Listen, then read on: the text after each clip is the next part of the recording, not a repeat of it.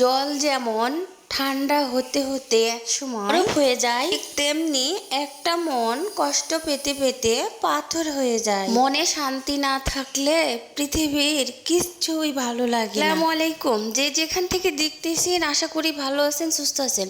আমিও আলহামদুলিল্লাহ ভালো আছি, সুস্থ আছি আপনাদের দোয়ায়।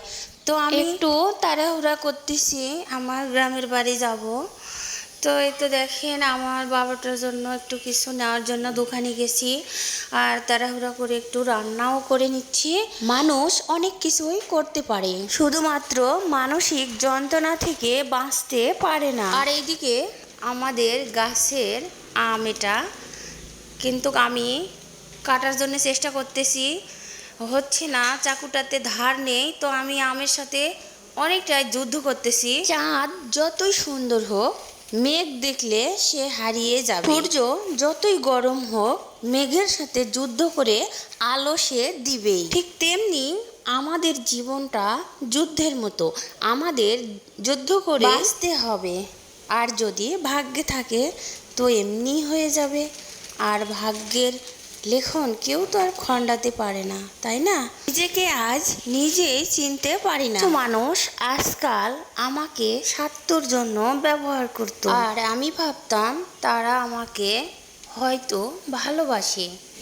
একটা কথা কি জানেন, টাকার অভাবে মানুষ না খেয়ে মরে না, কিন্তু একটু মানসিক শান্তির জন্য কিছু মানুষের জীবনও চলে যায়। আবার কিছু মানুষ জীবন্ত লাশ হয়েও বেঁচে থাকে। পাগল মন তো কিচ্ছুই বোঝে না। তো এইদিকে আমি একটু দোকানে গেছিলাম, কিন্তু দোকানটা বন্ধ ছিল। তো এই কারণে আবার চলে আসলাম। আর আমার বাবাটা ঘুমিয়ে আছে।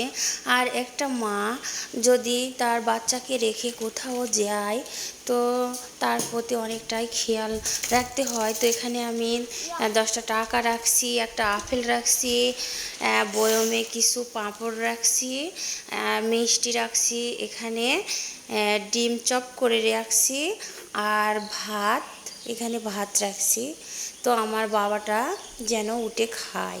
তো একটা মা তার সন্তানের জন্য কতটাই কেয়ারফুল হতে পারে।